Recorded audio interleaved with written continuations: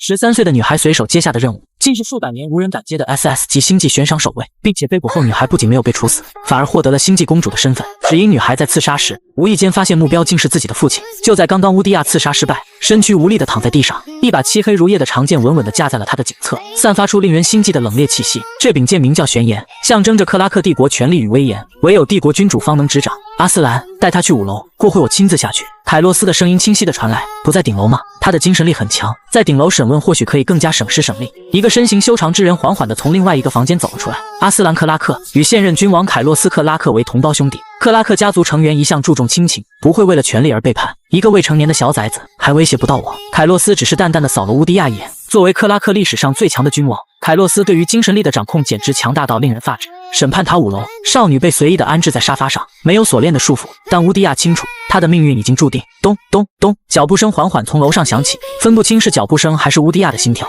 阿斯兰与凯洛斯并肩出现，二人浅浅地看了乌迪亚一眼。阿斯兰眼神中闪过一丝戏谑。小幼崽，你的任务是什么？阿斯兰问道。获取陛下的血液样本。乌迪亚回答。作为赏金猎人，他没有死士那样的禁忌，一旦被捕就会自尽。那么你们组织是没有人了吗？让一个未成年的小崽子来执行凯洛斯的任务。身为 S 加精神力的拥有者，除去克拉克王族成员，我的实力并不弱于任何成年赏金猎人，甚至比他们更强。赏金猎人按照等级分为赤、黑、紫、蓝、白5个等级。赤色猎人是榜单赏金猎人等级的最高段位，需要完成至少一个 SS 级任务或5个 S 级任务并全身而退，才能晋升 S 加级别的赤猎。阿斯兰收起了脸上的漫不经心，他有些不敢相信地看着眼前这个看起来只有11、12岁的少女，即便是克拉克的幼崽，未成年时的精神力等级也不过如此。你知道的，这个任务你不可能成功，你来这里是为了求死。凯洛斯漆黑的眸子一动不动地注视着他，无形的压迫感让乌迪亚有些喘不过气。刹那间，乌迪亚的面色变得犹如一张白纸般惨白，苍白的嘴唇微微颤抖，最终却还是没有说出一句话。他当然知道这个任务他根本不可能完成，但他还是来了。释放你的精神体。凯洛斯没有继续追问，而是换了一个命令。身为军校生，乌迪亚下意识地点头应是，同时敬礼。一只无精打采的小白虎蜷缩在乌迪亚怀里，而凯洛斯也将自己的精神体释放了出来。血色血瞳的血虎以一种王者的姿态站立着，他的身躯高大威猛，每一根毛发都散发着力量和野性。凯洛斯控制着自己的精神力向小白虎探去，小白虎像是找到了久违的安全感一般，温顺地闭上了双眼。乌迪亚作为小白虎的主人，他能清晰地感受到小白虎的每一丝情绪波动。当凯洛斯的精神力触及他的精神领域时，他的精神之海深处那些因为战斗和逃亡而累积的创伤，似乎在这股力量的作用下得到了某种程度的疗愈。精神同频。阿斯兰目瞪口呆地看着这一幕，那是只有直系亲属才拥有的独特的精神力沟通方式，但是这怎么可能？那可是克拉克帝国的君王凯洛斯。阿斯兰清楚地记得，大哥曾说过自己最讨厌的就是幼崽，弱小、柔软、不服管教。星际时代已不需要女性以己之身孕育后代，只需双方向孕育中心提供2人的基因序列，便可拥有自己的孩子。当初因为凯洛斯不愿让克拉克的后代断送在他们这一代人手中，阿斯兰便主动提出将自己的基因放在基因库中，去孕育中心培育了2个幼崽胚胎。可如今他居然看到大哥竟与一个见面不超过1个小时的未成年进行了精神同频。他的大哥什么时候背着他和别人生了个崽子出来？乌迪亚对精神同频这个名词并不陌生，但他从来没有想过这件事情会发生在自己身上，一时之间有些不知所措。想到自己对凯洛斯动了手，乌迪亚心中莫名涌现出一阵难过。陛下，或许是哪里出了问题，不必为难，是我做错了事，您杀了我也是理所当然的。他的双眼被垂落的长发覆盖，恍若即将拥有却又骤然失去的心如死灰。凯洛斯看着乌迪亚的双眼，乌迪亚拥有着克拉克幼崽的共有的外貌特征：墨发、红瞳，还有顶级的精神力。但是什么时候他的基因泄露出去了？作为克拉克帝国的君主，他的基因安全措施是十分严密的，看来最近还是太温和了，底下的人们快要忘了克拉克帝国为什么被称为克拉克帝国了。凯洛斯终于从沉思中回神，发觉一股蕴含着摧毁一切的精神力从乌迪亚体内汹涌而出。乌迪亚终究未能驾驭他那失控的精神力，精神力如同叛逆的孩子一般在他的身体里放肆地破坏着，造成无数大大小小的伤口。小白虎的精神体再次显现，发出稚嫩又无助的惨叫。凯洛斯身为成年克拉克，即使刚刚经历了精神混乱，他仍能精准控制着自己的精神力，对乌迪亚精神力的进行细致的安抚。在凯洛斯的精神力接触到乌迪亚精神力的一瞬间，他微微有些讶然。乌迪亚的精神力和所有克拉克都不一样，克拉克家族的精神力历来以狂暴、好战著称，如同一点即燃的火焰。然而，眼前这个孩子的精神力表面看上去却是异常平和，但他却要承受内在的激烈冲突，他会被自己的精神力撕个粉碎的。不要压制你的精神力，让它爆发出来。别担心，你还伤不到我们。凯洛斯沉声道。凯洛斯的声音成为了他唯一的救命稻草。意识朦胧间，乌迪亚感受到一股浩瀚无垠的精神力量，迅速将他自身的精神力紧紧地包裹起来。暴躁的精神力被一点一点抚平，乌迪亚的精神力逐渐放松，他的呼吸逐渐平稳。当着2位克拉克的面，就这样难得安稳地睡了过去。而一直在一边注视着小白虎的红眸血虎也终于起身，来到了小白虎的身边，侧身将还在志玲疲惫不堪的小白虎放在了最贴近心脏的肚皮之下。凯洛斯小心翼翼地将乌迪亚抱了起来，在第4代克拉克里，有一位精神体为7星白虎的克拉克先祖，他的精神力更加的偏向于治愈安抚。他的名字叫莫威恩·克拉克。乌迪亚的精神体可能遗传了那位先祖的能力。凯洛斯的眼神中闪过一道复杂之色，他们已经被精神力风暴的诅咒折磨了太久了，哪怕有一点可能，他们也不愿放过。出了审判塔，一个身着华服的中年男子正静静地伫立在宏伟壮丽的宫殿门前，面带微笑地迎接他的到来。陛下，恭喜您度过第1次精神力失控。男子名叫阿比盖尔，尤因是克拉克宫殿的总管，可以说是看着凯洛斯他们这一代克拉克长大的。凯洛斯他们对他也极为尊重。谢了阿比盖尔，凯洛斯压低声音道。阿比盖尔突然注意到凯洛斯的怀里的乌迪亚，顿时有点吃惊。他比任何人都更了解凯洛斯的性子，自是知道凯洛斯从来不喜欢幼崽这种生物，但他也很清楚地感受到凯洛斯对眼前这个孩子欲言又止的态度，便也没有继续追问，随即将乌迪亚放在了自己旁边的房间。另一边，克拉克帝国米尔星在银河系的边缘，有一座不起眼的小房子，却散发着浓郁的生活气息，被他的主人打理得井然有序。一位气质卓然的紫衣女子，眼神中流露出深深的不安。博拉，别等了，他回不来了，一共40万，这是他让我交给你的。一个衣着黑色披风的男子的到来，打破了这片温馨与平静，将一张暗金色的星币卡推到博拉面前。被称为博拉的女子并没有接过他手里的金卡，只是闭了闭眼，难以接受，但还是强撑着自己仅存的理智。他才12岁，你私自给他派发了 S 级以上的任务。许久沉默后，博拉脸上的温柔之色早已不复存在，低沉的声音强行遮盖着他内心的怒意与悲痛。是我的错，但也是他自愿接下的。他的气势如同狂风暴雨般席卷而来，全然压在了黑衣男子的身上，让他感受到了前所未有的压力。为什么不让我知晓？黑衣男子不敢回答，怕他做出什么不理智的事情，这不是规则允许的。博拉猛然睁眼，眼神中闪过一抹幽暗的光芒，让人不由自主地被吸引，陷入他的眼神之中。黑衣男子感到自己的意识仿佛被一股无形的力量牵引，脑中的精神力在那一刻出现了微妙的错乱。他下意识地开口，是获取凯洛斯·克拉克的血液样本。很快，他意识到了不对劲，那种被操控的感觉让他的脊背发凉，努力集中精神，终于重新掌控自己的身体和意识。你对我用傀儡摄魂。阿莱德看着眼前突然安静下来的博拉，微微皱眉开口。博拉淡淡的开口，话语中不带一丝情感的波动。阿维德，我从来不对朋友使用傀儡术，但是从今天开始，你不是我的朋友了，滚！气势全开的博拉恍若利剑，即使是在最平凡的环境之中，也无法掩盖他那与生俱来的高贵气质和威严。阿莱德无法确定眼前这位女子的真实身份，但从她举手投足之间的气度都可以看出，这绝不是那种普普通通的底层人物所能拥有的。只是长年累月与乌迪亚打交道，终究也与他混得了几分交情，在他面前也不再那般的拘谨。是他忘了，他本就不是他可以忤逆之人。博拉动作丝毫没变，他静静地盯着窗外，那是乌迪亚在临走前种下的一颗垂柳。不知过了多久，他从一个抽屉拿出了一个已经落满灰尘的连讯器。弗丽莎，安排一下，来米尔星接我。连讯器那边的声音似乎愣了一下，继而是震惊与狂喜。是，我马上安排。克拉克宫殿中，阿比盖尔仔细审视着手中的基因比对结果和体检报告，不由得眉头紧锁。小殿下的确是陛下的亲生孩子，但是小殿下的体质似乎与正常克拉克不太相同，精神等级 S 加，身体素质等级 B 加。小殿下的躯体难以抵御任何一次精神力风暴的冲击，其能存活至今实属侥幸。且小殿下一直长期服用阿罗克里药剂，任何药剂对于尚未成年的孩子来说，都会极大的加重身体的负担。阿罗克里药剂是平民市场上最为廉价的镇痛药剂。凯洛斯陷入了沉默，似乎这个孩子在出现在他面前之前过得并不是很好。至于那个不知名的药剂，派人去查查，有结果了第一时间告诉我。凯洛斯说道。乌迪亚从昏迷中醒来已是3天之后，看着眼前陌生的摆件与房间，有些局促不安。门外突然响起了一阵敲门声，乌迪亚没有回话，而门外的人却是早就料到了乌迪亚的沉默，敲完门后便推门而入。是凯洛斯。乌迪亚惊疑不定地看着凯洛斯，他只记得自己的精神力突然失控，然后发生了什么，他也不记得了。陛下，我精神力失控之后伤到人了吗？凯洛斯完全没有想到乌迪亚见面的第一句话竟是问有没有伤到人，有些想笑，他是不是有点太小看成年克拉克的战斗力了？没有，很少有生物会伤到克拉克，哪怕是克拉克的幼崽。乌戴亚突然想起自己在精神力失去控制前，曾与眼前这位克拉克的国君进行了一场精神同频。乌迪亚小心翼翼地观察着凯洛斯的神态，经过基因比对，你的确是我的孩子无疑。克拉克不会放弃任何一位成员，我会对你负责。以一名父亲的身份，凯洛斯似乎知晓他心底的困惑，率先开口。凯洛斯并没有把乌迪亚刺杀未遂的事放在心上，自始至终他都感受到乌迪亚的杀意。乌迪亚突然就有些语塞，他也不知道自己心里在想什么。孤孤单单13年，突然就这么冒出了一个父亲，期待是有的，但更多的是对未来的迷茫。数年实验室的艰难生存，让他很难相信这世间会有纯粹的没有理由的爱。凯洛斯想要将这个孩子留在身边，是因为这是他的责任。克拉克的孩子们一向被亲人们给予了足够的安全感，每一位克拉克都清楚他们是被爱着的，在遇到危险的时候，自己的亲人们会愿意为了自己付出生命，因为他们自己也同样如此。但眼前的这个孩子不同，在这个陌生的环境之中，他甚至不敢大声讲话，似乎只有等价交换的付出，才能让他在拥有得到之时心安理得。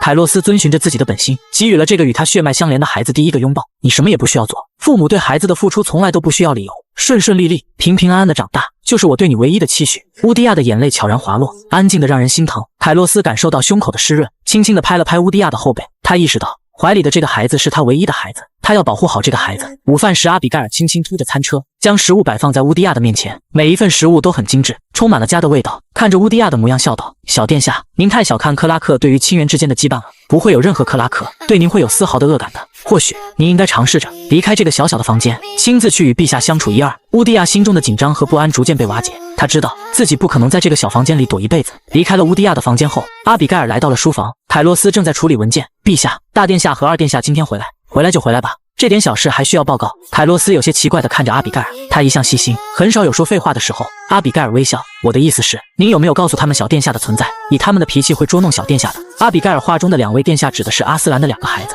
大殿下伊莱·克拉克性格沉稳，待人温和，是凯洛斯的接班人，也是目前所有克拉克里除去凯洛斯以外的最强克拉克殿下。二殿下格尔西奥·克拉克性格却与伊莱截然不同，喜欢捉弄人，却也本性不坏。阿斯兰走进了书房，正巧听到了阿比盖尔的话，顿时严肃：“哥哥，阿比盖尔的话不无道理，我先去看看乌代亚，自己的小混蛋自己清楚。”阿斯兰知道那两个小混蛋玩意虽然在大是大非面前底线明确，但是那恶趣味上来的时候也没少揍他们。乌迪亚终于鼓起了勇气，从他那小房间中走了出来，刚探出一个头，便察觉到一道隐藏在暗处窥视的目光。乌迪亚的脚步在门槛处停顿，精神力被调动，他的感官在一瞬间被放大，他瞬间警觉，目光缓缓扫过走廊，试图寻找那些无形的目光来源。精神体小白虎也瞬间被释放出来，一人一虎无比警惕地窥视着周围的环境，却因为年龄太小，反而有种莫名的萌感。喂，我在这里。一个与乌迪亚一般同样身着黑金制服的少年屈膝蹲坐在乌迪亚的门框上，少年轻盈地从门框上跃下，他的动作流畅而迅速。自我介绍一下，伊莱·克拉克，克拉克新一代的大殿下，你目前居住的房间是我的房间，所以给你10分钟从这里搬出去。伊莱·克拉克，阿斯兰的第一个孩子，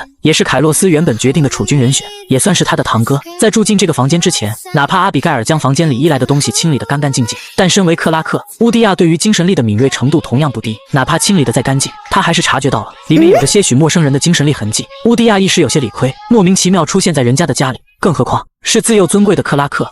我叫乌迪亚，不好意思，我不知道这是你的房间，我这就搬走。他才出现在克拉克宫殿不久，他不想给凯洛斯惹麻烦，更何况同在克拉克宫殿，或许还要一起相处很长一段时间，他也不希望给对方留下不好的印象。看着怯生生的真的准备收拾东西乌迪亚，少年眼角闪过一丝讶异，他以为乌迪亚会直接和他打起来，然后这样他就可以凭借自己已经稳定在 SS 级的精神力，给这个小克拉克一个难忘的印象，让他知道什么叫人心险恶。只是他没想到这个小克拉克的脾气这么好，有点可爱，比他想象中的要乖得多。他一向慕强，对于这种软软糯糯的小姑娘本应完全提不起兴趣，但又想到这么一个乖乖巧巧的小姑娘居然是一个小克拉克，不由得又有些好奇。他从没见过这么乖巧的克拉克。然而等他反应过来，乌迪亚已经进屋准备收拾东西了。开玩笑可以，但很明显乌迪亚的房间是凯洛斯分配的，要是仅凭他一句话就逼得乌迪亚让出这个房间，毫无疑问他将面临着凯洛斯全然的怒火。他真的见过凯洛斯真正生气之时的可怕模样，历史上最强的君主从来不是虚名，毫不夸张地说，凯洛斯的兄弟姐妹加起来都打不过一个凯洛斯。 SS 与 SS 加虽然就差了一个加号，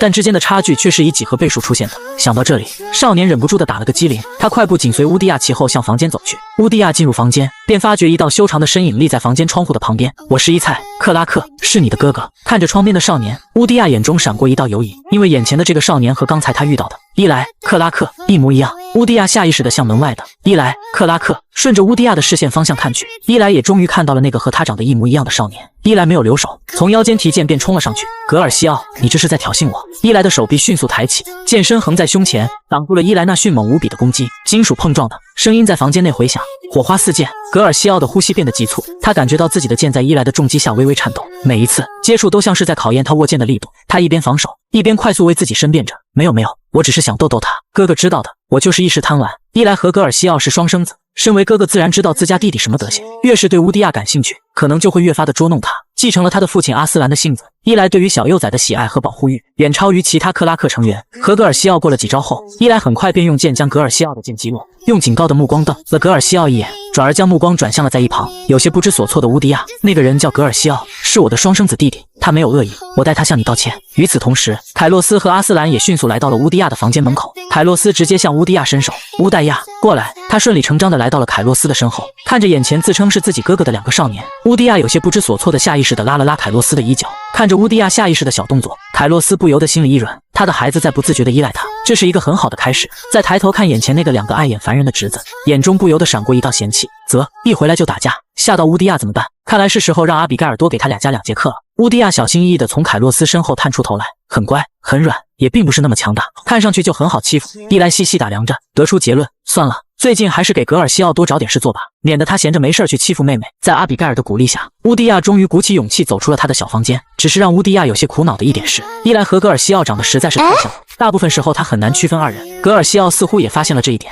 并以此为乐，经常捉弄乌迪亚。和格尔西奥相反，伊莱对他很好，带着他一起训练，一起上课。但是乌迪亚的身体素质等级只有 B 加级别，远远达不到正常克拉克的水平，这让他在格斗课上感到非常挫败。尽管乌迪亚性格温和，但他也拥有着异常自尊的一面。每次格斗课结束后，他都会利用课余时间刻苦训练。然而，近战格斗课上的惨败，终究还是在他心头蒙上了一层阴霾，真是让人失望。一个克拉克竟然连近战格斗 A 级评价都拿不到，差劲！格尔西奥得知此事后，语气中带着明显的讥讽，嘴角挂着一抹挑衅的微笑，说道：“需不需要哥哥我亲自出马，给你补补课呢？”格尔西奥的嘲讽并没有恶意，他只是习惯性的用尖刻的话语来掩饰自己的关心。但对于乌迪亚来说，格尔西奥的每一句话都像是在他的伤口上撒盐。乌迪亚气得眼眶通红，此刻的他感到无比的委屈和无奈。他已经拼尽了全力去训练，每一次都将自己逼到极限，只为能够提升自己的实力。可是他 B 加等级的身体素质，就像一道无法逾越的鸿沟横在他面前，禁锢着他近战能力的上限。此时格尔西奥的挑衅如同导火索一般，引爆了乌迪亚压抑的委屈。只见一只被激怒的小兽猛地扑向了格尔西奥，两人就这样毫无顾忌的打在了一起，场面混乱不堪。阿斯兰闻听打斗之声，也迅速现身，映入眼帘的便是满目疮痍的房间，以及一个眼眶发红的小姑娘。至于自家儿子，阿斯兰想都不用想，直接一巴掌。之后，阿斯兰将视线投向一旁冷眼旁观的伊莱。伊莱，你说什么情况？伊莱将事情经过原本讲述出来。阿斯兰向乌迪亚伸出手，乌迪亚稍作犹豫后便走了过去。乌迪亚自觉可能会遭受斥责，声音低低的委屈巴巴的为自己申辩：“我并非有意与他争斗，是他率先出言讥讽我的。”阿斯兰轻柔地揉了揉乌迪亚的脑袋，动作中充满了温暖和关怀：“别怕，乖乖，叔叔知道，叔叔会为你讨个公道的。”下一瞬间，一股强大力量汹涌而至，巨大的冲击力将格尔西奥砸向地面。格尔西奥，道歉。那是凯洛斯的声音，带着一种沉稳而又威严的气势。凯洛斯微微侧过头去，目光落在那个可怜兮兮的自家姑娘身上，伸出手臂，动作轻柔的将女孩从阿斯兰身旁轻轻地接了过来。此时的乌迪亚就像一只受惊的小兔子一般，紧紧地躲在凯洛斯的身后，而格尔西奥满心愤怒：“对不起，可以了吧？”最厌烦那种动不动就告状的小姑娘了，这哪里是道歉？那语气中没有半点悔意，很明显就是在敷衍了事。伊莱心中一紧，担心弟弟的鲁藏行为会彻底激怒凯洛斯，他迅速插话：“格尔西奥，你需要重新道歉。”当格尔西奥听到连自己的哥哥也站在对方那边时，他的不满情绪瞬间爆发：“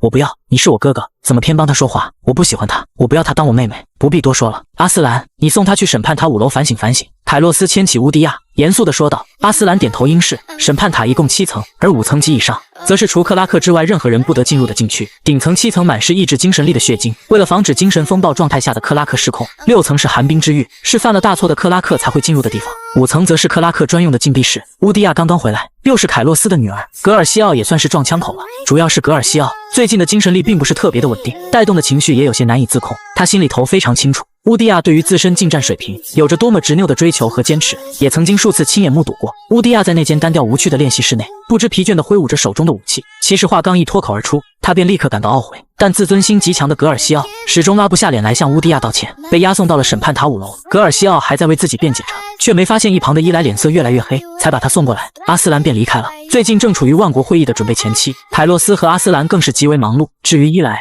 更是为妹妹打抱不平。只见他的身体微微一动，拳头直直地朝着弟弟轰去，结结实实地落在了格尔西奥的身上。紧接着又是飞起一脚，狠狠地踢向格尔西奥。可怜的格尔西奥就像一只断了线的风筝一样，重重地撞在了坚硬的墙壁之上。伊莱的嘴角微微上扬，哼，就这点水平，即便我让你一只手，你也未必能胜我，以后还要多加练习才是。伊莱性格温仅次于他的父亲阿斯兰，对于这个调皮的弟弟，他一向态度温和。被伊莱这么一说，格尔西奥虽然不舒服起来，但是理亏还是闭上了嘴。伊莱瞥了弟弟一眼，转身离开。你给我在这里老老实实反省反省，我不希望再看到你与乌代亚发生任何争执。处理完格尔西奥的事情之后，伊莱、凯洛斯和阿斯兰与克拉克帝国的总行政关爱伯特在书房议事。万国会议将在腊月月底举行，每次的万国会议开始之前，都会进行一场万人瞩目的资源分配赛。资源分配赛的排名不仅是国家实力的象征，更决定了在万国会议上该国家的话语权。艾伯特此番前来，一方面是为了确定是否参赛成员一如往常，另一方面则是因为乌迪亚身上的实验药剂以及凯洛斯基因泄露之事，终于有了些许的线索。是安拉联邦的赫里斯帝国。安拉联邦是一个由多个小国家组成的联邦，他们们人心不齐，克拉克一向不将他们放在眼里。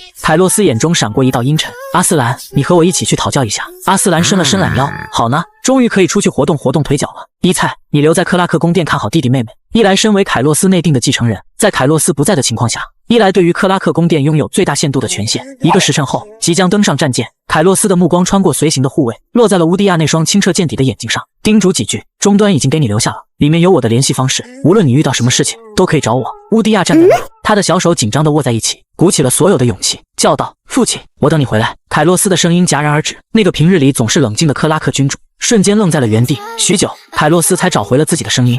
父亲在的，再见，小阿亚。转身乘坐战舰离开了。在克拉克家族中，几乎没有人会像乌迪亚那样，能够用柔和的声音说出“我会等你回来”这样充满温情的话语。每一位克拉克的必修课都是独立与虫族实战，他们经历过战火的洗礼之后，温情早将磨灭。只有乌迪亚是不一样，他没有经历过残酷的虫族狩猎训练，一个在外界长大的正常孩子，作为长辈应该给予一些温情。不知为何，乌迪亚心里总觉得有什么事情要发生。他环顾四周，试图寻找这股不安的源头，但一切看起来都那么正常。阿比盖尔已经精心准备了一顿午餐，等待着他们的到来。餐桌上，伊莱注意到乌戴亚有些心神不宁，不禁皱起了眉头。专心点，吃饭的时候走神对胃不好。乌迪亚有些不安地开口：大哥哥，我有些不好的预感。伊莱耐心地安慰他，别想太多，克拉克的战斗力，哪怕是在宇宙之中都难有敌手。乌迪亚听到他这么说，也是收起心思专心吃饭。午膳结束，乌迪亚一如既往地参加了近战格斗课程。然而，一种难以名状的不安感悄然袭来，在模拟对战的紧张氛围中，乌迪亚不慎分了神，被模拟机器人教练在右臂上划出了一道伤口。乌迪亚似乎对此已经习以为常，他熟练地从口袋中取出一支阿罗克里镇痛药剂，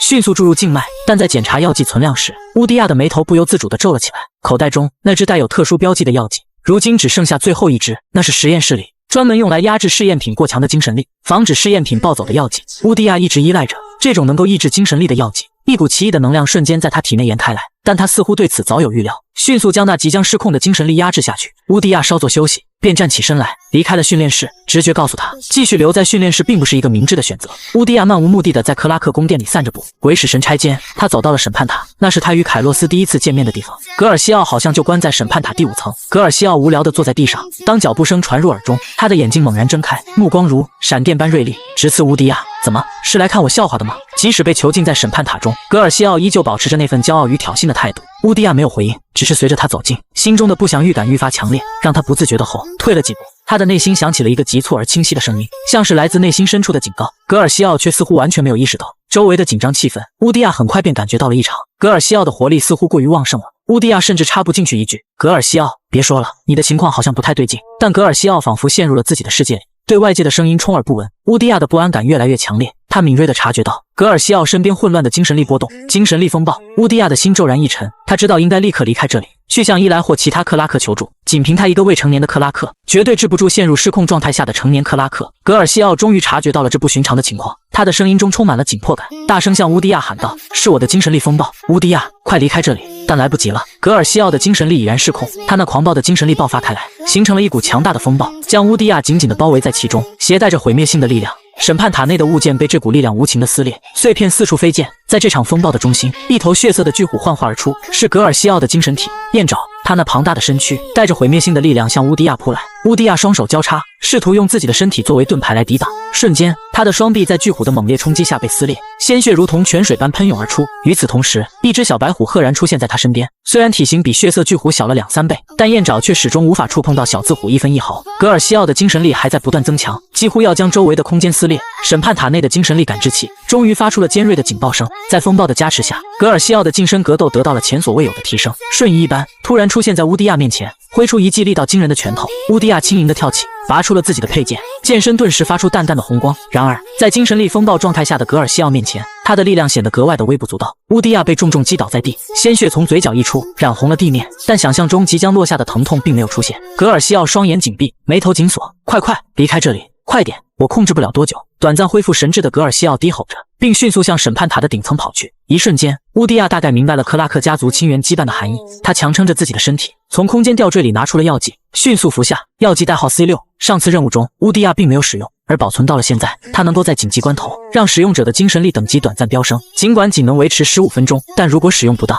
这种力量的增强会导致生命终结。与此同时，刚刚接收到伊莱的紧急信息的凯洛斯发觉自己留在乌迪亚身上，的精神烙印被触动，乌迪亚出事了。意识到这一点的凯洛斯瞳孔紧缩，他狠狠的一拳砸向了战舰的墙壁，但他只能等待，别无选择。乌迪亚快步来到审判塔的顶层，便见到格尔西奥将自己死死地锁在了一个满是致精神力的血晶的房间，就连他的手腕上也带着由血晶制成的镣铐，显然是为了进一步控制自己的精神力。精神力反噬是剧烈的，格尔西奥头痛欲裂，精神力近乎溃散。乌迪亚感受到周围血晶对他自身精神力的侵蚀，他深知对于精神力失控的格尔西奥来说，这种痛苦只会更加剧烈。乌迪亚开口：“我是来救你的。”他的话语平静而坚定，隐隐带了几分凯洛斯的影子。乌迪亚站在格尔西奥的身旁，调动自己体内所有的精神力，化作一道道金色的光线，直接注入格尔西奥的体内。他的脸色苍白如纸，精神力的极限输出让他的意识也逐渐模糊。格尔西奥感到一股前所未有的温暖包围了自己，他的头痛逐渐减轻，精神力的溃散感也在慢慢消失。但这怎么可能？格尔西奥深知，陷入精神力风暴，除了被其他的克拉克强行暴力镇压以外，没有任何别的恢复的办法。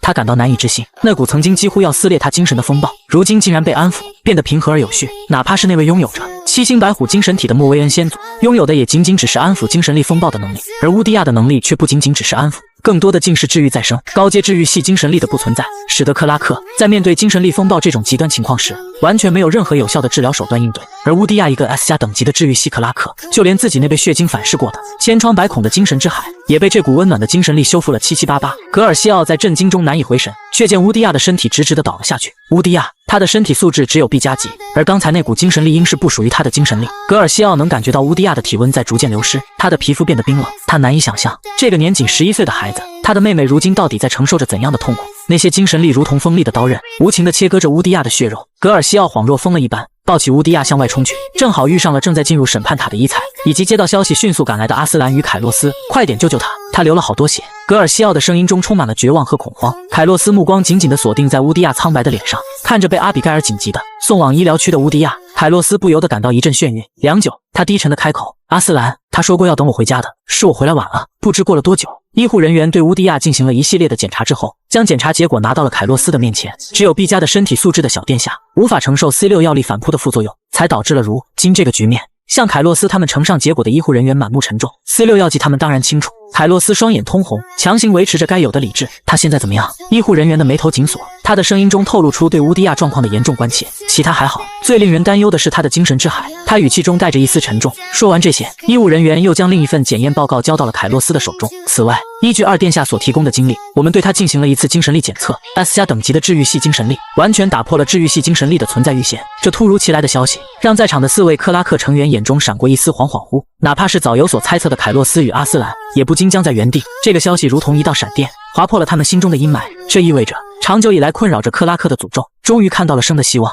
医护人员带着一丝同情和忧虑说道：“治愈系精神力的拥有者，其体质往往比常人更为脆弱。据历史记载，即便是最普通的 C 级治愈系，其体质最高者也仅能达到 B 加等级，以至于在日常生活中都需要额外的照顾和保护。但即便如此，小殿下依然需要比其他殿下更为细致的照料，尤其是远离一切危险的、可能受伤的活动与药剂，比如 C6。”他又转头看向凯洛斯，许久，他嗓音沙哑，声音有些轻微发抖：“是我的错，我以为不会出事的。”白色病床上，乌迪亚的身体被层层纱布包裹，透过纱布，仍可见到那些触目惊心的伤口渗出的淡淡血迹。凯洛斯沉默地坐在乌迪亚的床边，将自己的精神力缓缓地探入乌迪亚的精神之海。凯洛斯缓慢地调动着自己的精神力，对乌迪亚进行精神共调。他的精神力在乌迪亚的精神之海中缓缓流淌，滋润着干涸的土地，一点一点地填补着那些裂痕。破碎的精神之海在凯洛斯精神力的指引下，终于开始缓慢地进行着自我修复。终于，经过漫长的努力，凯洛斯睁开了眼睛。凯洛斯知道乌迪亚已经脱离了危险，他的精神力正在逐渐恢复。他终于松了一口气，轻轻地抚摸着乌迪亚柔软的头发。“阿亚，别怕，父亲在的，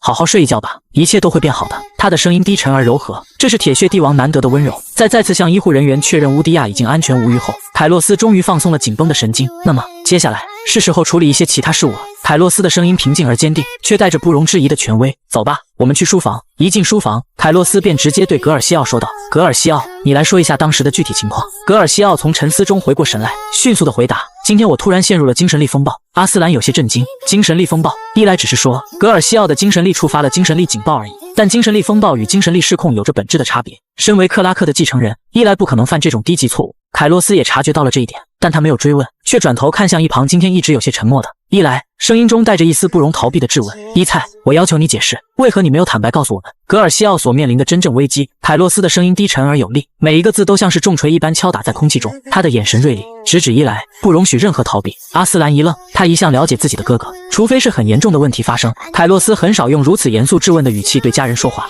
伊莱的手指微微颤抖，他努力压制着内心的不安。当时的确收到的信息就是格尔西奥的精神力触发了精神力警报，我以为只是单纯的精神力失控，抱歉，这点的确是我失职。凯洛斯意味不明地看了他一眼。